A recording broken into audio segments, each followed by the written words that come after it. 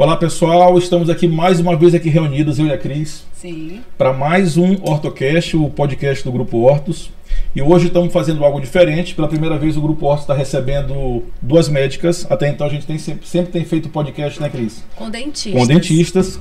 E hoje a gente está saindo um pouco da nossa zona de conforto, né? E eu acho que vai ser bom, porque nós estamos trazendo aqui duas referências da medicina maranhense, a Gel e a Érica, que são amigas e referências, como eu falei há pouco, na medicina do nosso estado, para falar a respeito de algo que interessa a todos nós que fazemos área da saúde, que é o manejo da criança, do adolescente nos nossos consultórios, em nossas clínicas. Sejam bem-vindas. Obrigada. Obrigada, boa noite. Pode falar? Então, pode, com Fique à certeza. É o primeiro podcast do ano, né? É o primeiro do ano. Então, Olha que honra. Nós vamos começar então com a leitura do mini currículo, não tão mini assim, de nossas queridas doutora Gel Dantas D'Alessandro, médica pediatra, atuando no serviço de neonatologia da Clínica São Marcos e Maternidade Marli Sarney, e médica pediatra da Clínica UAP Vacinas, formada pela Universidade Federal do Rio Grande do Norte. Doutora Érica Krog, ginecologista e obstetra, com atendimento focado na infância e adolescência, mestre em saúde do adulto pela UFMA, médica responsável pelo ambulatório de atendimento às vítimas de violência sexual na infância e adolescência, presidente da SOGIMA, delegada regional da Sociedade Brasileira de Obstetrícia e Ginecologia da Infância e Adolescência e professora de ginecologia da UFMA. Gente, muito obrigada mesmo por vocês terem aí colocado um pouquinho do tempo de vocês para estar conosco conversando sobre um tema que eu tenho certeza que vai ser muito interessante para quem está nos ouvindo, viu? Porque nós que atendemos crianças e adolescentes sabemos o quanto às vezes é difícil essa relação do jovem com o médico, como é que é para que o sucesso da terapia aconteça. Então é para isso que a gente está aqui hoje, para conversar, bater esse papo. E é um ponto que nos une, né? Nesse momento, embora vocês sejam médicas e a gente dentistas, né? Ortodontistas no caso, que a ortodontia não tem uma subespecialidade para criança e adolescente. A ortodontia é uma especialidade que trabalha nas três faixas etárias, né? Vamos colocar criança, pré-adolescência e a idade adulta, né? Sim.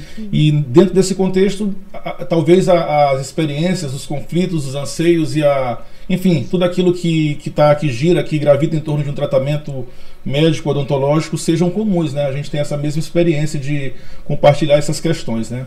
E eu acho que nós fazemos áreas diferentes, obviamente, mas se há uma coisa que é interessante que há de comum acordo com todos nós é a questão da interdisciplinaridade, né?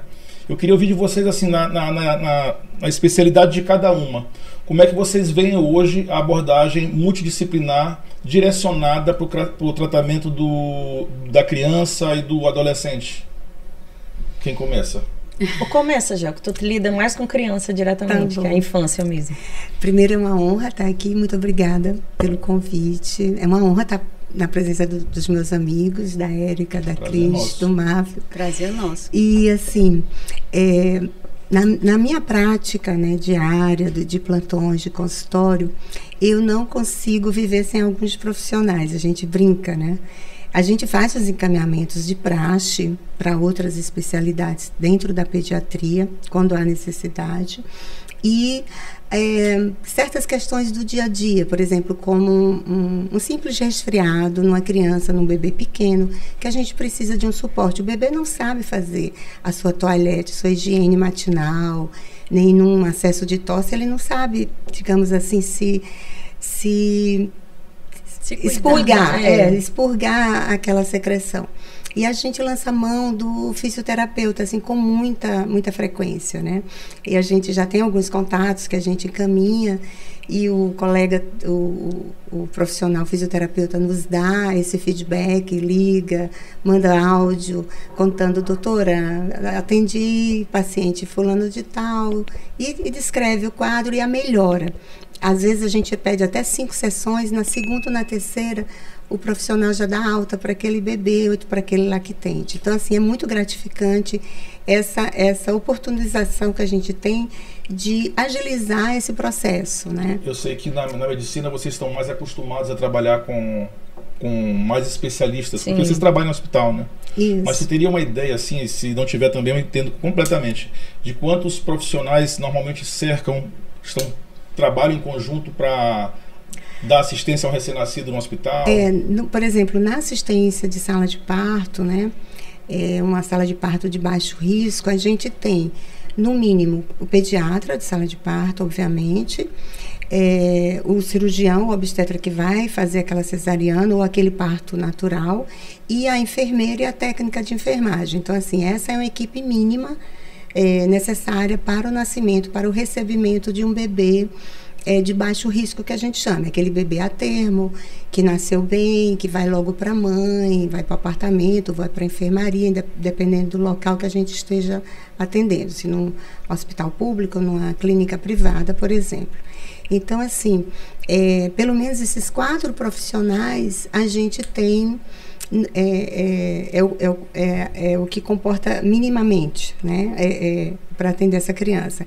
Muitas vezes tem mães que levam suas doulas, levam suas enfermeiras obstétricas, então, assim, é mais um profissional, é mais uma multidisciplinaridade que a gente tem ali naquele momento, e é muito bem-vindo. Eu queria só aproveitar essa oportunidade também, porque acho que foi essa semana ou semana passada, eu conversando com uma paciente minha, que ela falou que precisou do hospital universitário porque teve um parto prematuro, e ela teve dificuldade de encontrar uma UTI infantil. Eu acho que o termo correto é esse, né? Neonatal. Neonatal. Neonatal. E pelo que ela me disse, eu não sei se de fato condiz com a realidade, parece que o número de UTIs neonatais aqui em São Luís, ele não é no número que deveria ser para... De uma forma geral, no país, a gente sempre está aquém em número de leitos, né? A gente tem dados do Ministério da Saúde, que nesse momento eu não tenho aqui, mas a gente sabe que a gente está sempre aquém. Se a gente precisa, assim, de X mais Y, a gente está menos X sempre. Isso no serviço público, que no final das contas, é quem ainda socorre a nossa população. Na clínica privada, no setor privado, hospitais, essa deficiência é muito maior, porque a gente não tem muita estrutura no sentido assim de ter profissionais suficientemente capacitados, e a rotina de uma UTI neonatal, ela é muito dura, assim, exige muita dedicação. Imagina. E exige um serviço 24 horas. Então, assim, não é toda a clínica particular que tem condições de arcar, né?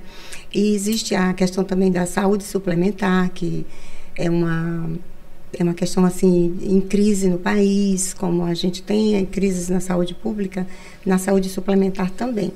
Então, para você abrir novos leitos neonatais, o panorama não está muito auspicioso, né? Porém, aqui a gente tem 2 grandes hospitais públicos. Um é o Hospital Universitário, materno-infantil, e a maternidade de alta complexidade do Maranhão, a antiga Marli Sarney, além de um suporte e da maternidade Benedito Leite, que nós também temos, acho que ao todo são 10 leitos, 5 de UTI neonatal, 2 de semi-intensiva, de berçário intermediário, que a gente chama de U5, e 3 dos pacientes mais compensados. Então, a gente tem essas 3 maternidades que dão suporte, e quando a gente também precisa de regular pacientes do interior do estado, a gente tem o Juvencio Matos, que também está cobrindo esse papel. Mesmo assim, a gente ainda trabalha aquém da nossa capacidade, né? Aquém da demanda que a população Mas também precisa. Porque quanto pior o pré-natal, mais UTI neonatal você vai precisar, né? Se a gente conseguisse melhorar a qualidade do pré-natal, diminuir as gravidezes de risco, a gente tinha menos demanda a UTI, né? Nunca pensei por esse lado. Mas o principal é por esse lado.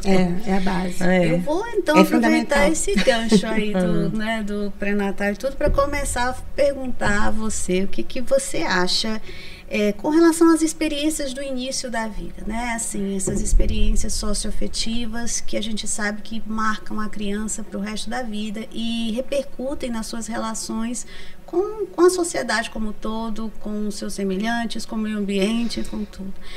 Eu queria que tu me dissesses, assim, na tua opinião, você acha vocês, que... né? Sim, mas como é da primeira infância, né? Na verdade, essa pergunta, acho que talvez a Gel possa responder melhor, né?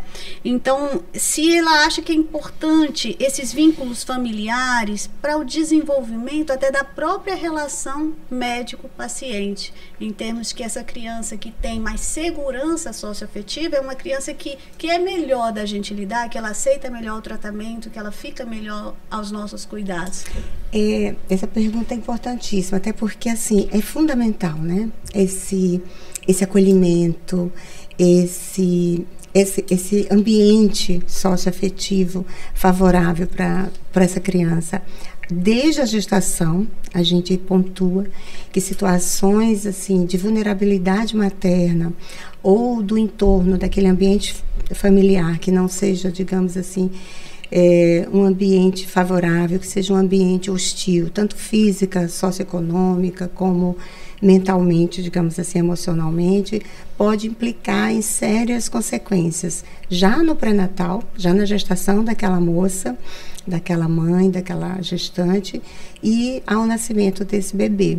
Então, assim, é fundamental esse conforto, esse ambiente seguro para o nascimento desse bebê. E na tua vivência, tu já viu alguma doença relacionada à não existência desse vínculo afetivo, dessa segurança afetiva frente aos pais, aos cuidadores? Tu já... A gente fala que em medicina, principalmente em pediatria, né, puxando um pouquinho para esse lado da psicologia, a criança ela não é causa, ela é sintoma. Olha que legal.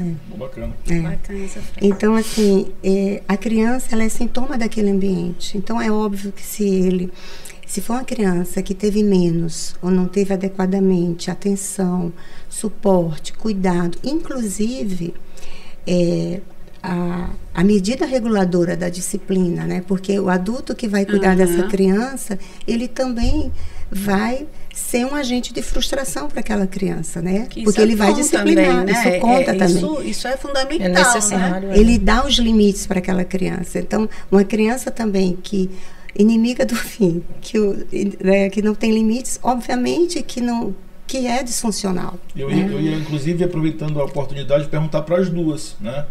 Como é que vocês veem hoje, né, o perfil dessa criança, desse adolescente que chega no consultório de vocês, no que se refere à questão da hierarquia familiar, né?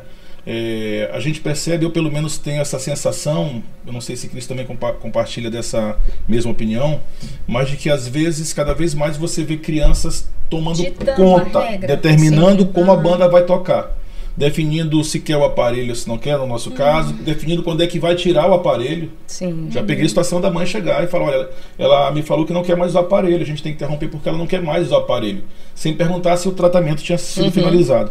Como é que vocês enxergam essa problemática, como é que ela existe hoje na rotina de vocês? Claro que em áreas diferentes, mas como é que vocês enxergam isso hoje? Eu observo, Marvel, o seguinte, é quando o adulto sai do lugar dele. Então é fundamental que esse adulto seja sóbrio o suficiente para saber que ele é responsável pela educação daquela criança. Quando ele sai desse lugar de protetor, de pai, de cuidador, né? Porque não precisa ser o pai biológico, a mãe biológica, né? Mas aquela família, quando ela assume a educação, a criação daquela criança, ela vai regular também aquela criança. Então, assim, a criança é criança e o adulto é o adulto da relação. Então, assim, fica difícil em determinadas situações, é até inadmissível a gente deixar essa conduta a partir da criança, né? Então, assim, como eu falei, a criança aí é o sintoma. Esse adulto saiu do lugar dela. Eu vou anotar esta frase. Desculpa, mas eu vou Mas isso anotar. que a gente olha muitas vezes. Essa semana mesmo eu atendi uma criança da parte ginecológica mesmo, né? E aí a criança mais estava com as taxas elevadas, né? Também trouxe alguns exames de rotina. E aí a mãe me falou que ela fazia a feirinha no supermercado, que ela tinha um carrinho dela. E que no carrinho ela punha salgadinho, ela punha chocolate, ela punha Nissin, miojo, né? Aquele lamen. Eu falei, sim, mas aí a menina tinha 7, 8 anos. Eu disse, sim, mas a senhora não pode comprar, ela não pode comer. Ah, mas ela já tem esse hábito do carrinho, entendeu? Então, assim, quer dizer, a criança que comanda. Como é que você vai dar um carrinho para a criança fazer a compra? Ela só compra besteira, a saúde dela tá complicando.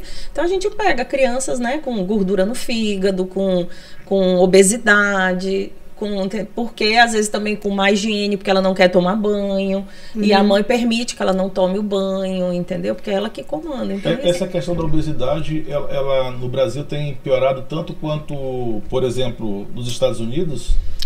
A obesidade tem crescido tanto infantil, geral. Tem por conta do acesso, né? A fast food, esses biscoitos, coisas muito elaboradas, né? O ritmo da vida. A praticidade de comprar um bolinho pronto do que você fazer um bolo mais saudável, né? Suco de caixinha, muito açúcar. As nossas crianças são mais sedentárias hoje. Sedentárias, muito tablet, muito celular, tablet, né? muita tela, muito tempo de tela, muito tempo de celular. Sono tarde demais, né? Uma rotina muito ruim. Então, assim, o esporte está muito depreciado nos últimos anos. A gente percebe assim, nossa, se você for comparar as gerações, né? As milênios, como faziam esporte, né? E assim, as atuais você vê pouquíssima em relação a 20, 30 anos atrás. Vocês acham assim... A própria escola já... Eu não sei se... A estimulação é menor. A escola tem um papel importante nisso aí. De incentivar, sim. Incentivar também boas práticas, até alimentares. Porque na escola, às vezes, é vendido esse refrigerante. Mas a prática é vir de casa. Eu acho que a escola pode incentivar, mas eu acho que tem um papel extremamente importante a escola. Mas o núcleo familiar dita a regra. A gente já conseguiu na escola, Cris, um ganho, assim, como sociedade, um avanço da sociedade, que foi justamente porque era sempre uma das queixas, né? Porque as mães hoje também estão com uma realidade diferente. Uma demanda muito grande de trabalho. E elas trabalham fora, então é complicado. E a cantina da escola, né, era uma queixa assim, de várias mães nas reuniões de escola e tal.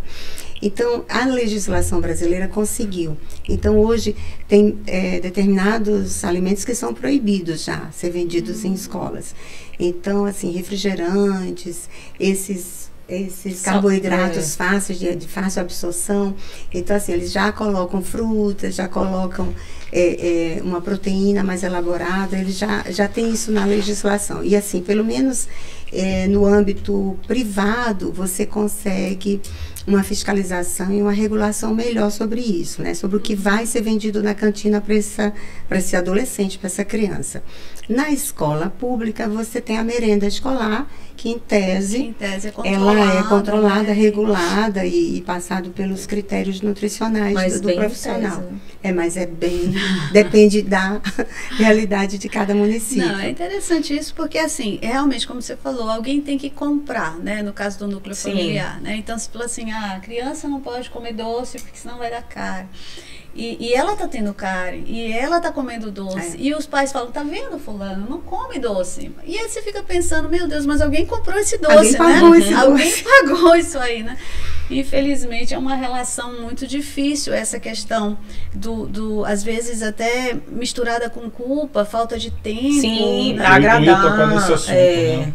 Será que às vezes isso não é reflexo um pouco uma maneira de você compensar uma certa ausência? Sim. Todo mundo trabalha o tempo todo, de manhã de tarde você está fora da sua casa, mãe e pai trabalham e a criança fica realmente muito mais só do que ficava, pelo menos eu acho que na nossa época, né? Era uma outra realidade. Mas será que isso não é uma forma, às vezes, do pai e da mãe compensar essa ausência? Vocês não percebem por esse lado, não? Tem a compensação e tem a praticidade, né? Sim. Mas tem muito da compensação. Sair para fazer um lanche leva em um fast food, né? E alimentos que não são saudáveis, e às vezes também como premiação, né? Assim, então trabalha muito a alimentação como uma premiação. Tá feliz, vamos comer em algum lugar? Tá triste? Tá bom, vamos lanchar em algum lugar? Então, em vez de você premiar com outras coisas, vamos fazer um passeio, vamos andar de bicicleta, vamos na praia. Não, você premia com comida, ou tá triste, ou tá feliz, então a compensação emocional é você cresce criando esse vínculo emocional com a comida, né? E tem isso. E geralmente de má qualidade a comida, as pessoas de uma uma forma docinho. As pessoas de uma forma geral compensam muito essa questão emocional com comida, né? A fonte é algo assim até primitivo do ser humano. E também você tem que ver o histórico de cada família, né? Como é que essas pessoas lidavam com a questão emocional e com a questão de comida. Se eles comiam à mesa, reunidos, os 4, os 5, os 2, os 3, como era esse núcleo, né? Anterior a essa criança chegar nessa família. Como era esse pai, como era essa mãe. E se eram filhos únicos, se eram pessoas de uma grande família, porque se passaram necessidade, então você tem uma necessidade de não querer que seus filhos passem e você compensa com uma grande quantidade de comida e guloseimas, porque você não teve aquilo na infância, né? Então, na verdade, você está falando que a gente não atende nunca só a criança ou só o adolescente, a gente atende a família. Sim. Né? Esse núcleo familiar é fundamental e essa associação entre nós e a família faz parte da relação totalmente. Faz. Eu que trabalho com criança vítima de abuso, né, sexual, então a gente vê isso aí nítido, né? O quanto uma família desestruturada, uma criança pouco protegida, dentro de um ambiente de agressividade, vamos para o extremo. Não é uma carência porque a mãe trabalha, é uma carência de uma atenção em prol de um sofrimento grande. O quanto aquilo perturba para o resto da vida, né? Pela falta daquela atenção que ela teve, pela conivência de um cuidador que sabia que ela passava por aquilo e não tirou ela daquilo. Então aquilo vem trazendo repercussões em todos os sentidos. Para a sexualidade, para o comportamento, para a determinação para trabalhar, para a autoestima. Então você modifica todo aquele...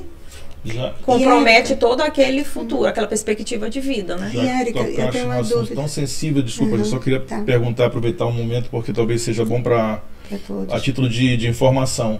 Hoje em dia, aonde que as pessoas podem buscar socorro, denunciar, quando esse tipo de situação for detectada, identificada? Quem que dá o suporte ou protege essa vítima, no caso de abuso de... Você tem o Disque 100, né? O 100, Disque 100, que é um serviço nacional mesmo, né? De denúncia. Você pode falar em qualquer conselho tutelar. Você pode fazer denúncia na DPCA, né? Delegacia de Proteção da Criança e do Adolescente também.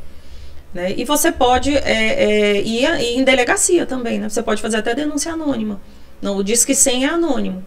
Né? Então, se você acha que alguém está sofrendo uma violência, você tem certeza que aquela criança sofre, você pode denunciar pelo Disque 100, Conselho Tutelar, delegacia. Né? E, Érica, uma coisa que eu observo, assim, nessas famílias, digamos assim, mais desfavoráveis, né? Desse ponto de vista social e também econômico, em que essas crianças sofrem maus tratos. Sim. Geralmente essa família vem também de um ambiente de abusos, né?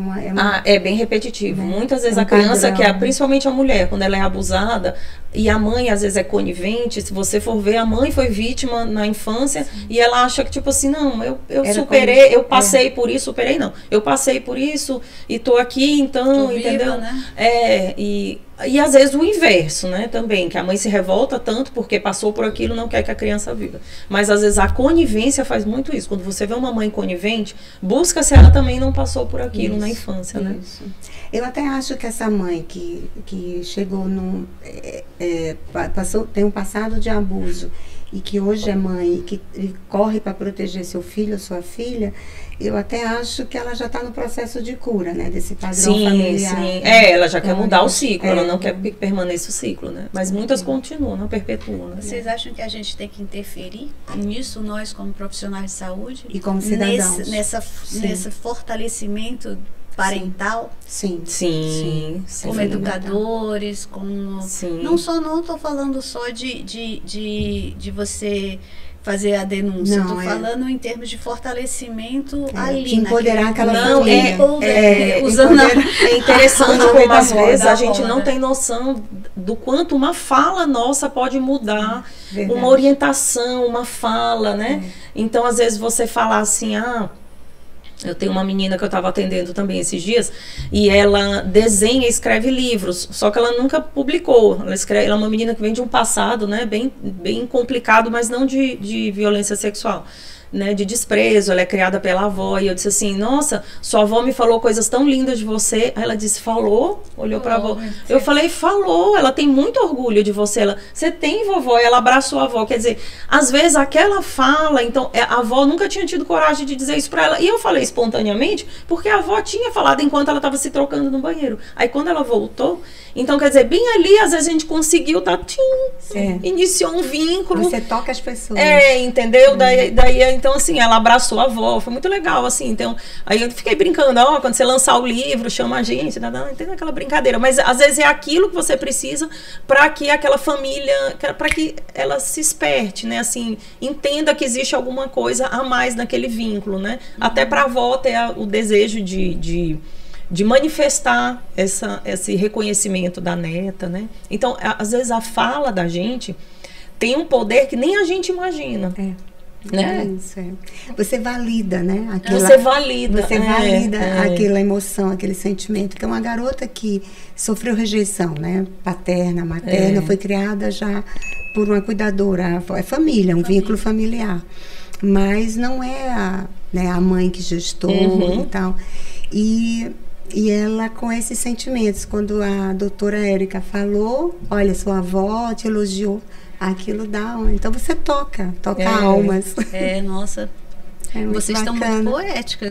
Toca almas, eu vou anotar também. Gel que tá dando várias dicas aí. Essa tarde chuvosa.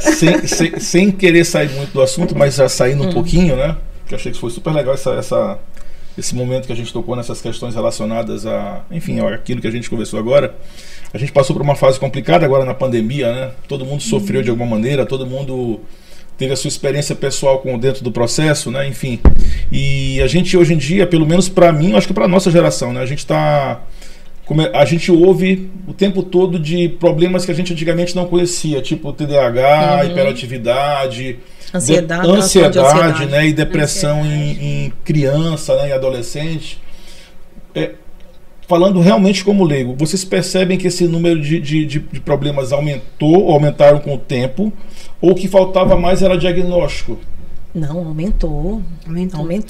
Antes da pandemia, a maior causa de suicídio, a maior causa de morte, de depressão entre jovens era a doença mental, a saúde mental, era o calo até 2019, bem antes mesmo da pandemia, né, um ano antes.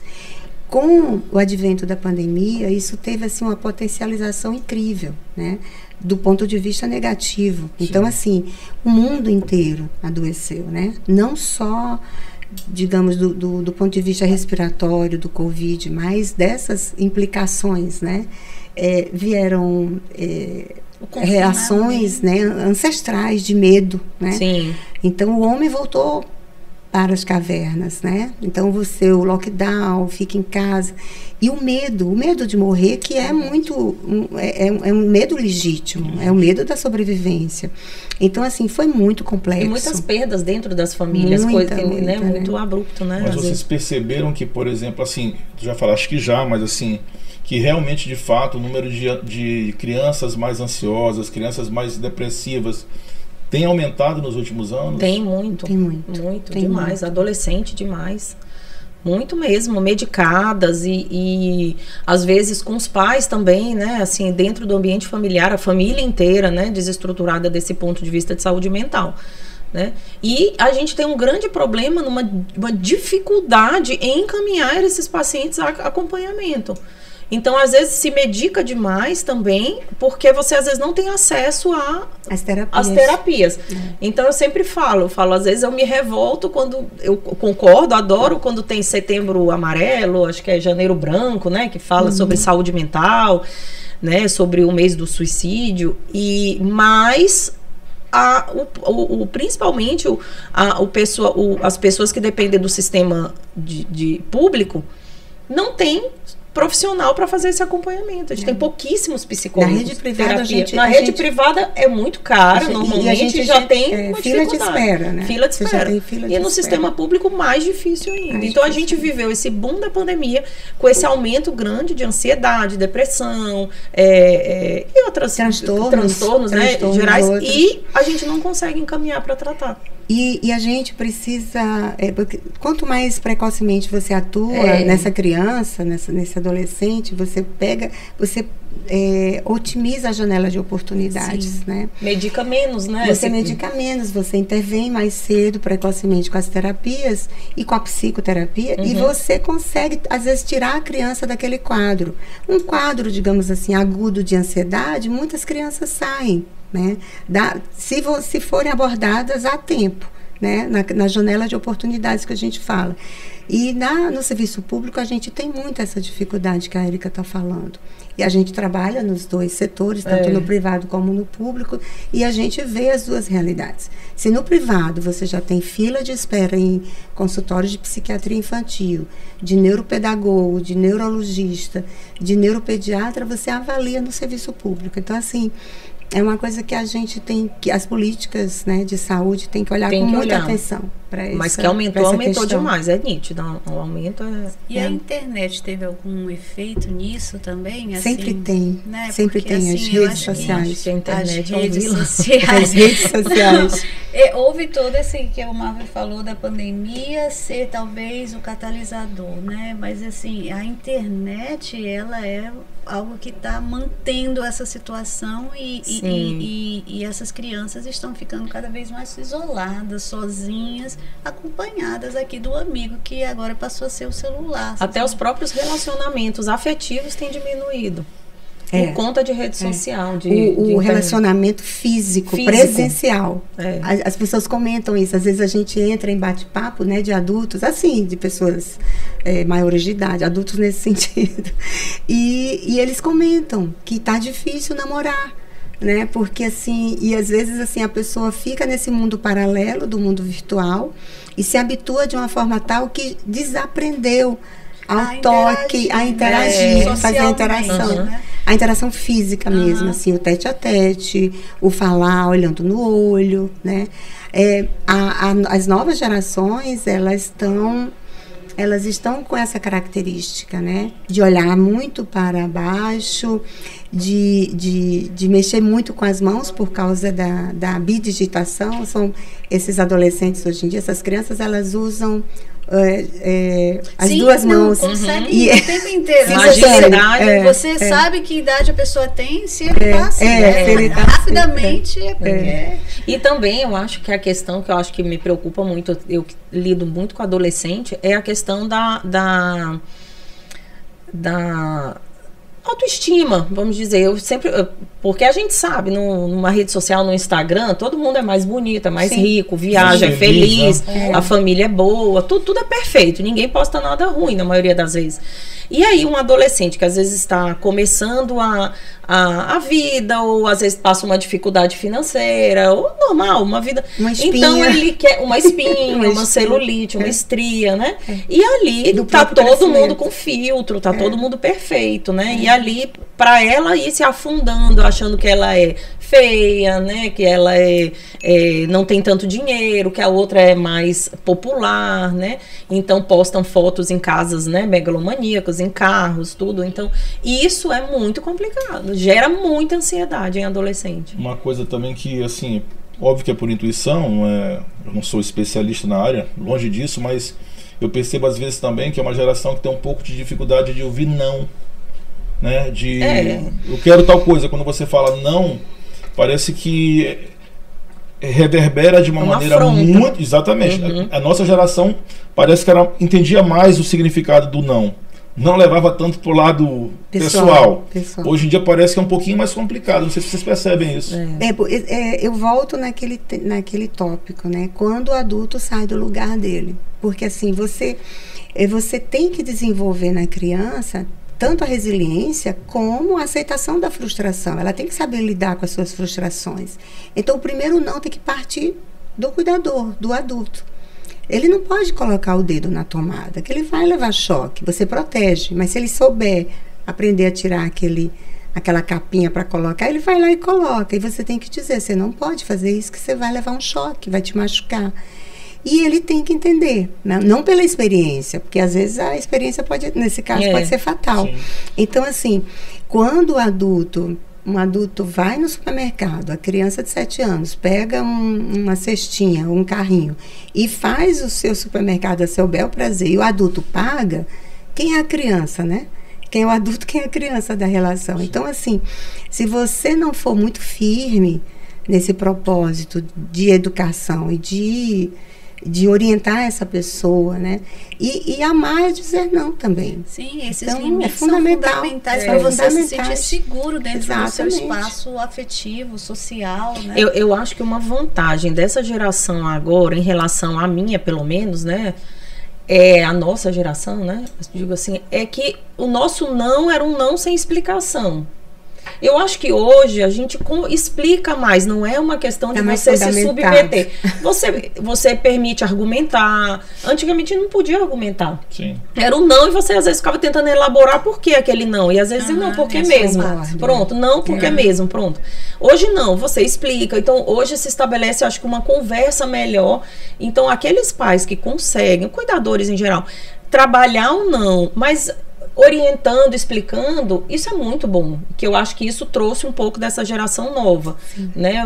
Então, existem os pais muito permissivos, mas existem os que argumentam e conversam, isso é muito bom, né? Eu acho que isso é uma mudança muito boa, mas tem esse outro lado de pais que tem medo, né, dos filhos, que às vezes não levam no supermercado porque não sabe dizer o não, então nem levo, porque se levar eu vou ter que comprar porque eu não sei dizer o não. Você acha que a gente poderia considerar essa família como uma família já disfuncional?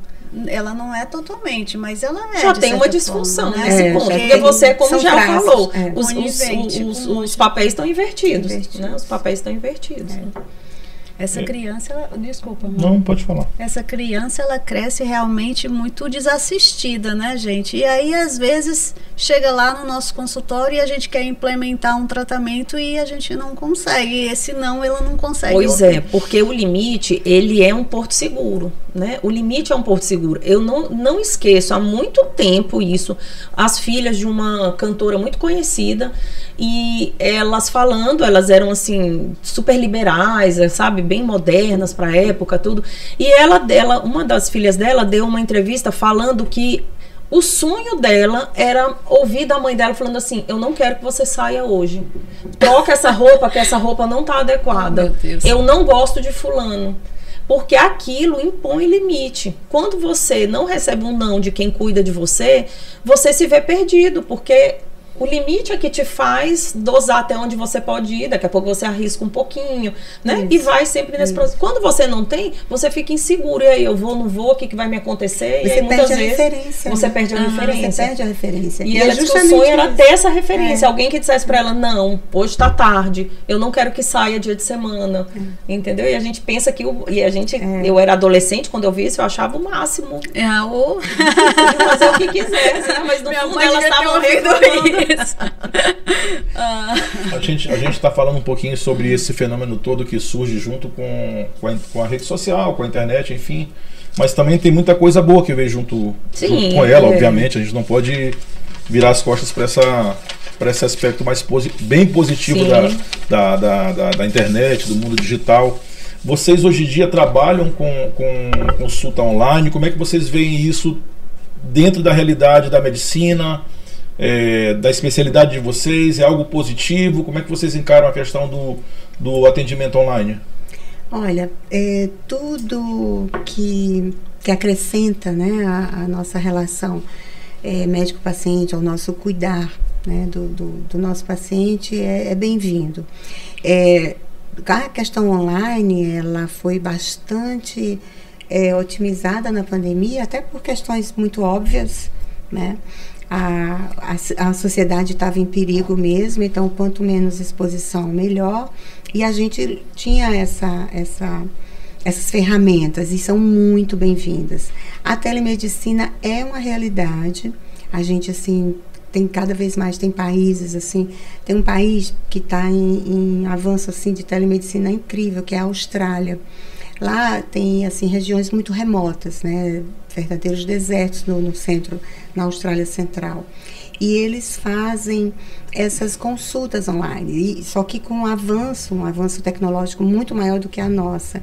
A gente, basicamente, ainda está tateando nesse aspecto, porque a gente também peca pela infraestrutura. A infraestrutura australiana é muito melhor do que a nossa em termos assim de cabos de internet, de acesso à rede, a sinal de Wi-Fi, enfim, esse tipo de suporte que muitas vezes é falho. Você não consegue por cabos ópticos ir para a Amazônia e fazer uma consulta online, entende? Aquelas chalanas, aquelas populações ribeirinhas mesmo. Aqui mesmo, interior do Maranhão. Aqui mesmo, a gente não precisa ir muito longe. Então, tu falaste de um local remoto, né?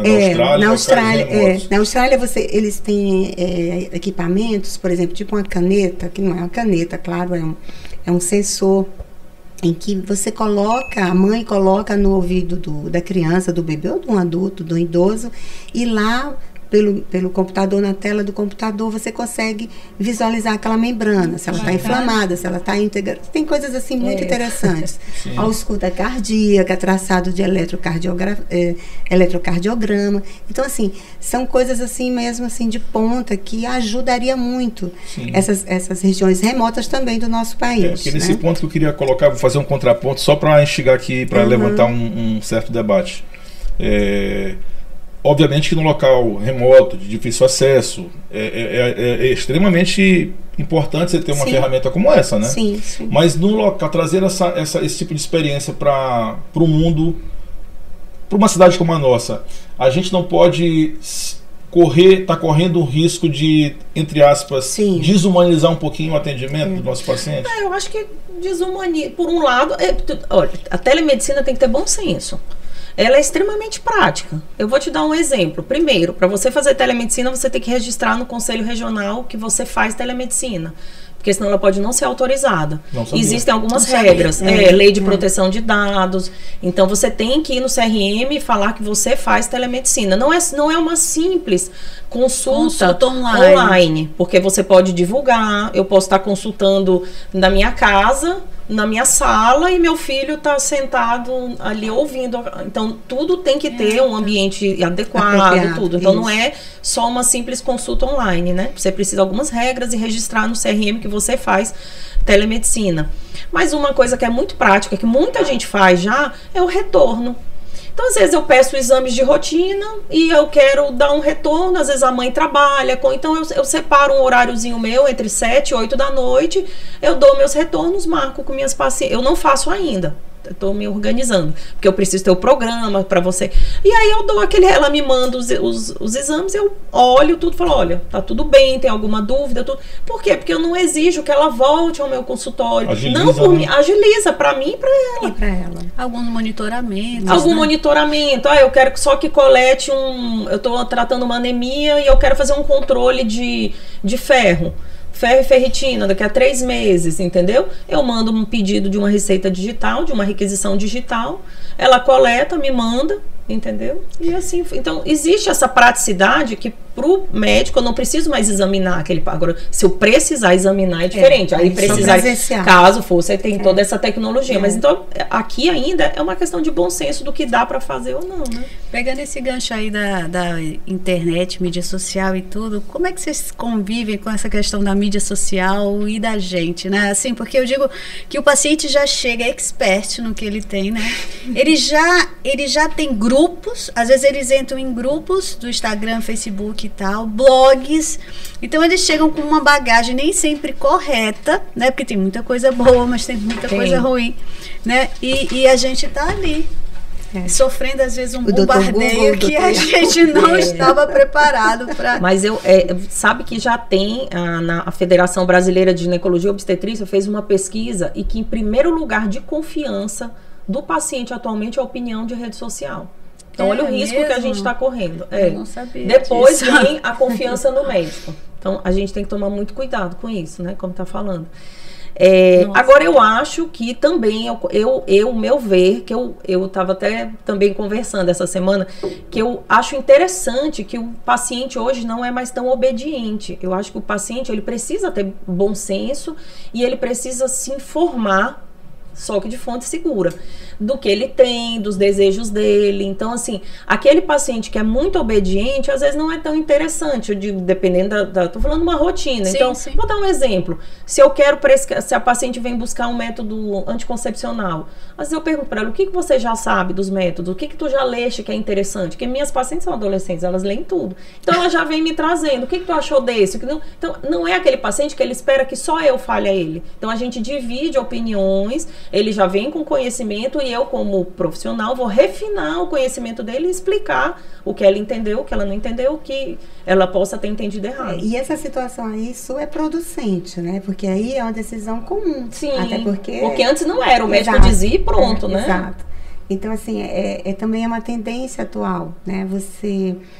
Aquela figura daquele médico medalhão, autoritário, sisudo. Não, isso não já existe mais. Está se desconstruindo, assim, né, bastante. Então, as relações estão mais flexíveis, estão mais tranquilas nesse sentido. E, assim, é fundamental esse despertar de confiança, né, que você inspira no seu paciente. E só tem um jeito de fazer isso, é sentar, conversar, consultar, né? Você vai dar sua consultoria, você vai passar seus conhecimentos e você realmente explicar para aquela pessoa qual é a melhor conduta, o melhor tratamento, né? O melhor caminho. E, obviamente, também aceitar a contrapartida do paciente, porque sem a aceitação dele a gente não sai do lugar, claro. Mas, assim, quando você fala de forma tranquila, firme e com conhecimento, Sim. É fundamental o profissional estudar sempre, né? Como vocês fazem, como graças a Deus, nossos amigos, assim, acredito que fazem. Eles se reciclam continuamente. Porque além de você ficar mais seguro para passar aquele conhecimento recém-adquirido ou refinado com o passar dos anos, o paciente sente essa confiança, né? E aí é mais fácil a adesão do que uma decisão monocromática, né? Assim. Mas a interferência negativa é bem preocupante. Vocês devem ver muito também, né? Na área de vocês. Essa mídia... porque, como tu acabaste de colocar, e é um dado que realmente merece uma certa reflexão a respeito,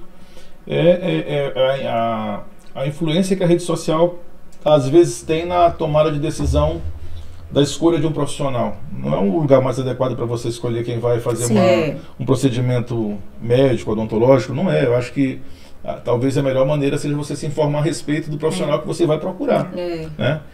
Mas enfim, é uma realidade. O que eu não percebo, assim, eu percebo pelo menos de maneira tão contundente como eu gostaria que acontecesse. É um tipo de campanha também no sentido contrário, de informar também que a rede social é um local para você, sei lá, postar momentos felizes, você está comendo, viagens, enfim. Cada ferramenta tem a sua finalidade, né? Mas de repente para você escolher quem vai te atender teu filho, tua mãe, teu marido, enfim, talvez precisássemos de um pouquinho mais de reflexão a respeito dessa questão, né? Mas a mídia ética, eu acho que ela chegou para ficar. Eu acho que a mídia de rede social, eu acho ela interessante, porque é como se você tentasse mostrar o teu conhecimento nesse sentido. Não é você se vender na internet, mas é até para isso. Eu acho que a mídia ética, ela ajuda a combater a não ética. Sim. Né? Então, assim, muita gente hoje, eles fazem de tudo para conseguir um paciente.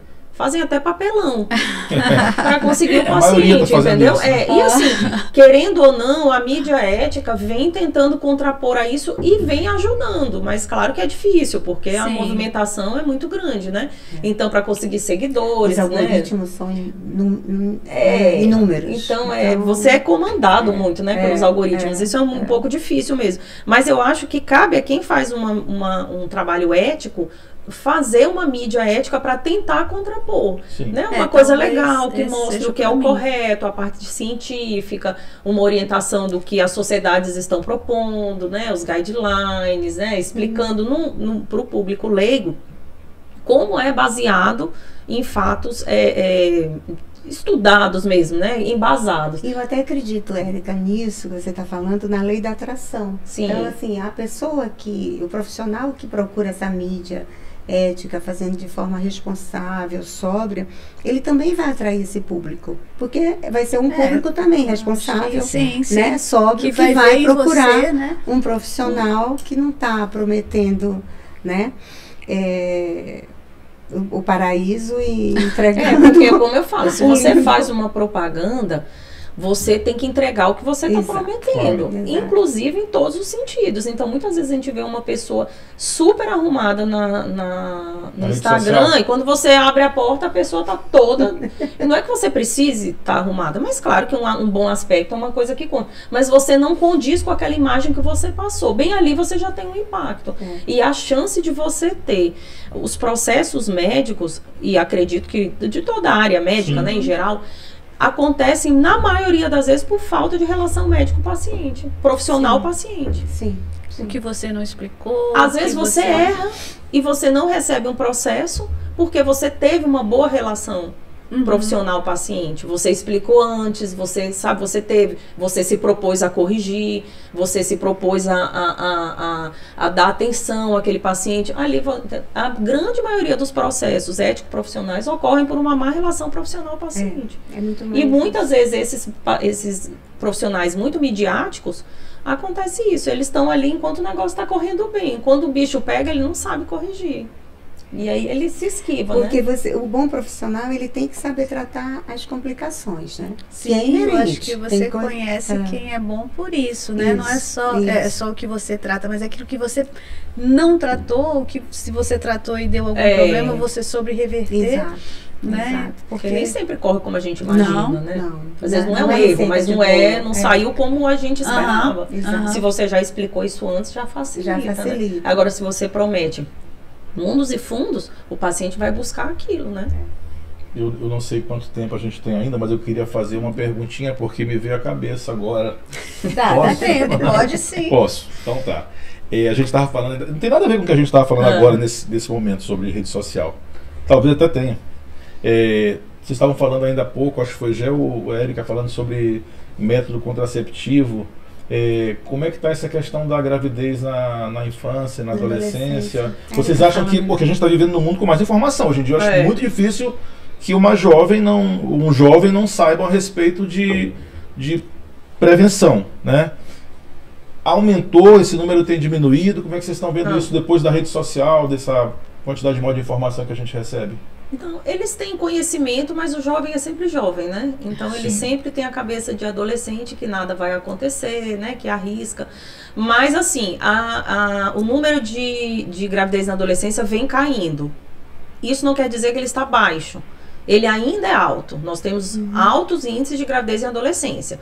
Mas a gente tem um bom sinal que ele vem caindo. Ainda tem muito chão pela frente. A gente tinha níveis de países africanos, entendeu? Mas já vem diminuindo, né? Então isso é um bom sinal.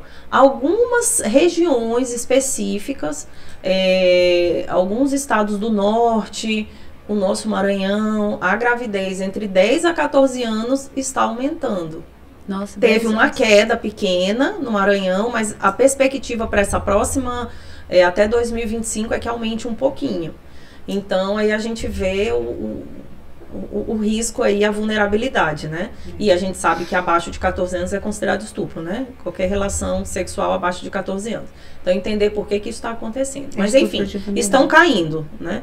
Mas ainda falta melhorar bastante, né? Então, não só trabalho de educação sexual, mas trabalho de disponibilidade de métodos contraceptivos, principalmente os métodos de longa duração. DIU, o Implanon, que é o único implante hormonal permitido, né, atualmente, que são métodos que você coloca e tem pouca interferência. Então precisa o poder público entender que esses métodos são mais eficazes, né, e disponibilizar. Respondeu? Respondeu sim. Olha, até que a gente conseguiu abraçar todas as perguntas, viu? Inclusive a da obesidade. E foi invertida, né? Mas, de fato, a obesidade é um podcast, né? Porque ela afeta a adolescência, a criança, enfim. A gestante, e realmente é um ponto para uma outra conversa. A obesidade, ela afeta a mulher, que se ela afeta a gravidez, que ela faz uma gravidez de risco, nasce um bebê com risco de obesidade, já é um bebê que já nasce comprometido na vida dele para obesidade, então é uma sequência. Ela adoece da respiração. Diabetes gestacional, a criança pode desenvolver. Já compromete a criança que vai nascer, o adulto que ela vai ser. Já vou rever meu jantar hoje, Vamos ver, né, Cris? Isso é verdade. Você tem sorte que tem testosterona. Ajuda um pouco mesmo. Ajuda bastante. Ô, gente, eu queria muito agradecer a presença de vocês, viu? Vocês que são pessoas, assim, nossa, super ocupadas, mas queria muito agradecer a disponibilidade e a amizade, né, que nós já temos há muitos anos. Fico muito feliz com essa amizade. Então, foi ótimo esse bate-papo. Tenho certeza que as pessoas que estão nos escutando gostaram também. Muita informação. Eu também agradeço, viu? Também muito legal, adorei participar e acho que é sempre muito válido, né? Fazer essa troca de experiência. Nossa, com certeza, foi muito legal. Até estava falando para a Cris, falei para a Gel também, que hoje eu ia sair da minha zona de conforto. Só fala em dente, né, Marcos? Só falamos em dente. Vamos tentar explorar um outro... Sim, outro universo. Mas foi muito legal, pessoal. Muito obrigado pela presença de vocês. Foi muito bacana, muito honrada. Muito obrigada. Muito honrada. Muito honrada. Então até a próxima, né, Cris? Até a próxima.